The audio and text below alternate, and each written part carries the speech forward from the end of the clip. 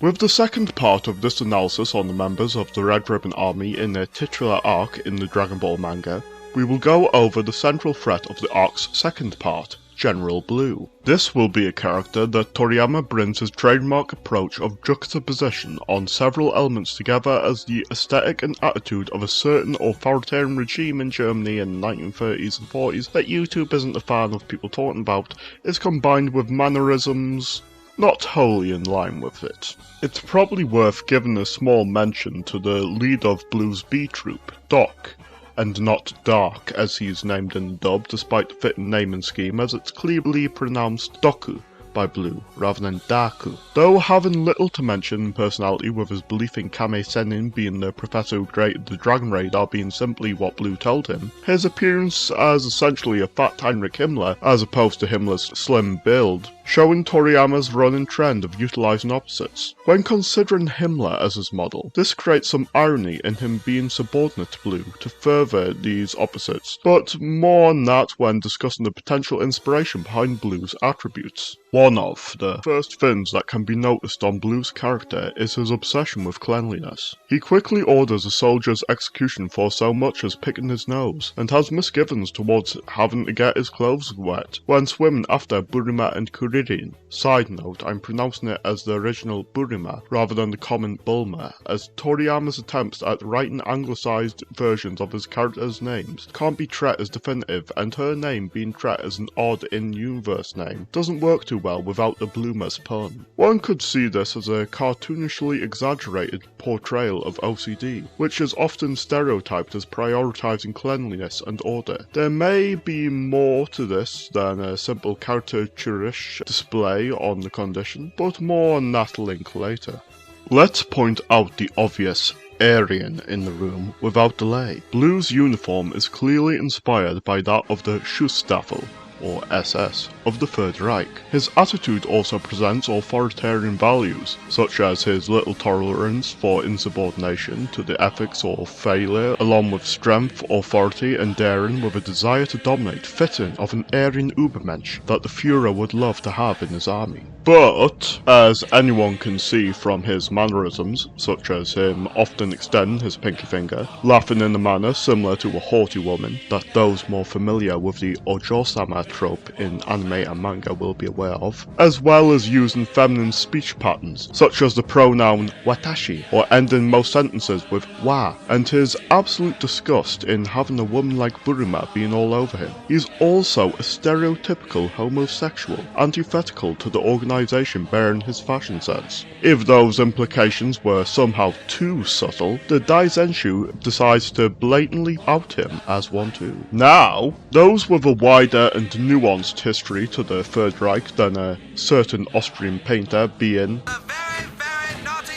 may be aware of Ernst Röhm, the co-founder of the Sturmabteilung SA, the predecessor of the SS, was an open homosexual who was still a good friend of the Führer due to the latter viewing Röhm as an exception due to their difference in morals being irrelevant to their role as fellow warriors aiming for the same goal. The parallels with Dragon Ball are already becoming apparent. Considering Toriyama's interests in many aspects of the Second World War, such as using the machinery as a model for many technological devices in his own work, or using the uniforms of the SS and SA as models for Blue's company, it may be more surprising if he didn't draw on this element of irony with Blue's character. Furthermore, the irony becomes more apparent when realizing that Himmler framed Röhm for false charges, which led to his execution. Blue's orientation is certainly the most notable aspect of his character, but the elements that go into it are ones that use it as a springboard for many aspects of characterization. In modern times, it's become a problem that many characters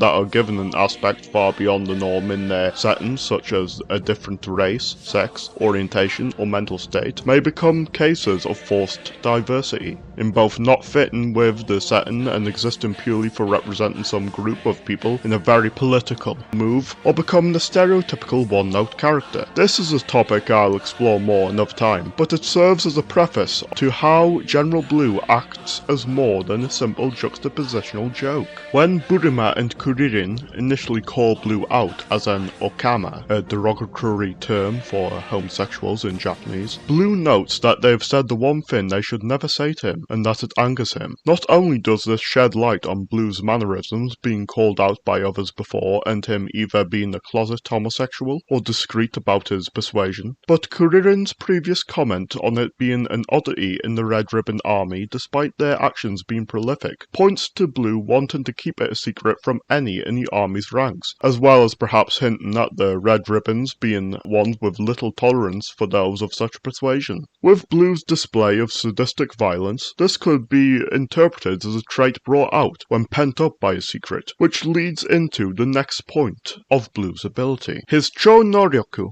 supernormal power, named Psychic Eyes in Dragon Ball Heroes, is listed amongst the several Kaneshibari no Jutsu, technique of golden binds, or paralysis arts in context, within the Daizenshu. Blue is perhaps the character in the manga that best displays traditional ideas of Kaneshibari no Jutsu, as it's believed that one can cause someone's body to freeze by emitting their ki through their eyes. This martial arts legend originated from wandering ascetics known as Shugenja in the 7th century Japan, who were said to defeat bandits through this method. These ascetics worshipped a warrior deity within Buddhism known in Japanese as Fudo Myo. This deity traps evil spirits with a rope known as a kensaku, strengthening the idea that this was the basis of Blue's ability with how he'd use his two-shot Chō-Noryoku at Kame House. Fudo Myo also stabs those ensnared with its kensaku with a blade known as a kongosho, commonly transliterated as Vajra or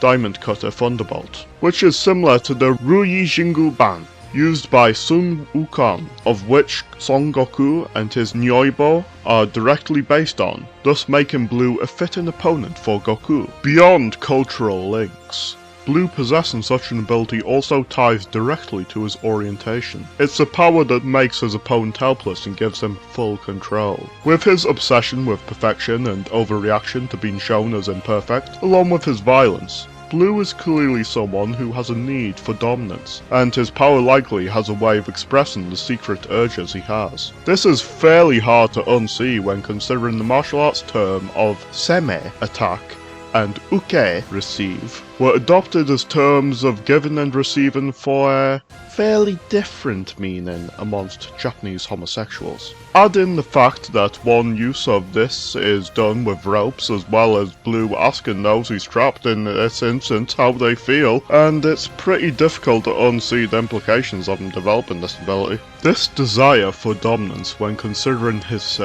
preference, is one that can harken back to traditional ideas on homosexuality. Even in antiqual societies more accepting of it, such as the Roman Empire, there was quite a divide between one who gave and one who received. The dominant ones could still be treated with enough respect to be considered one of the best emperors in the empire's history, whereas the submissive ones were treated as truly degenerate and thrown away their masculinity, with one being considered amongst the worst of emperors. There's a bit of duality there. With all that combined, it's no wonder that Blue has such an obsession with dominance that's tied to his secret. One notable statement from Blue is telling Burima that women have no place in the Red Ribbon Army.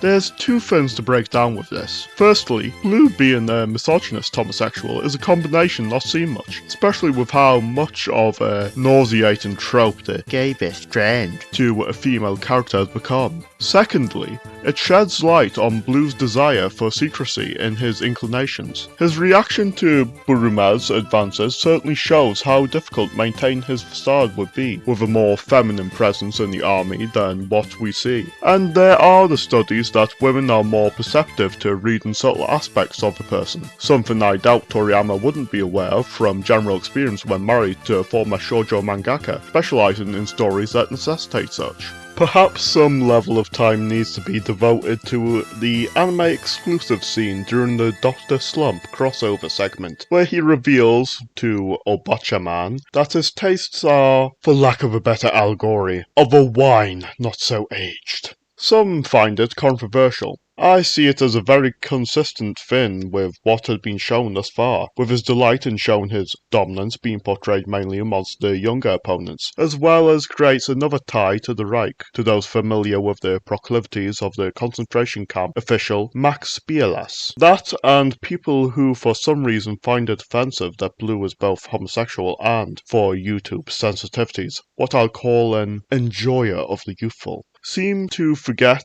that he's supposed to be the villain and part of what's described as the world's most evil army. After all, what he does here is practically just an average day for Bielas, or a boring one for someone like John Wayne Gacy. Now that part that some people find controversial is out of the way, moving on. With his death at the hand, ton of Tao Pai Pai, there are a few connotations that should be obvious, such as his death having something as personal as a man penetrating him with his tongue. There's a more subtle symbolism to it though, due to what can be established with Blue keeping many aspects of his intent and inclinations locked in his mind. It's fitting that his end comes from such an entrance to the mind as his temple being pierced, particularly after presenting the ego to mock Tao Pai Pai's skills. Blue is someone who validates himself through his acts of dominance and contempt for those weaker than him, and is undone physically and mentally when faced with someone far stronger and far more merciless towards those weaker than himself. Blue ultimately being undone by his own inner conflicts and flawed perception of perfection can be seen in the domino effect that led here.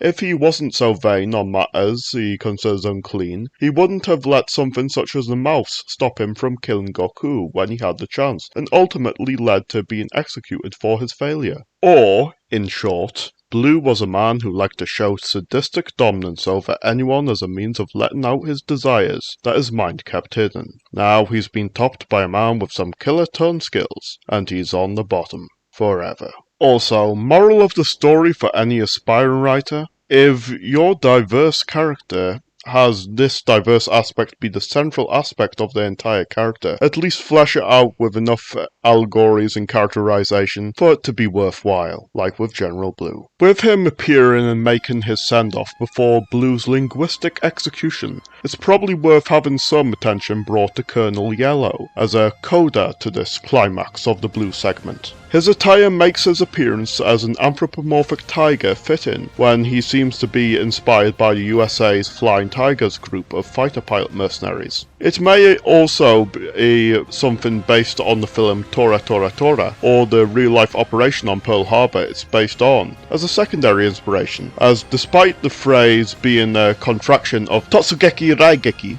or lightning attack, Tora is the Japanese word for tiger. It's also fitting that this is an opponent Goku easily dispatches, as it brings the Shioji journey to the west elements that were the groundwork of Dragon Ball initially back, as Sun Wukong faces many tigers or demonic tigers in his journey that he quickly dispatches, along with these foes in the story often having their animal aspects represent imperfection, as well as how a tiger is a common Eastern symbol of strength. In other words, despite the strength and capabilities of the Red Ribbon Army, Goku must show himself as capable of besting their might with his. Tiger symbolism is most fitting at this point due to a famous Chinese idiom that goes Yishan Boran Erhu, or one mountain cannot hold two tigers, referring to when two alpha males meet. They are believed to have to kill or be killed in a matter of supremacy. As we have seen, this is quite fitting at this point in story, as immediately after Yellow's departure, we see the battle between General Blue and Tao Pai Pai, these two tigers in which one kills the other,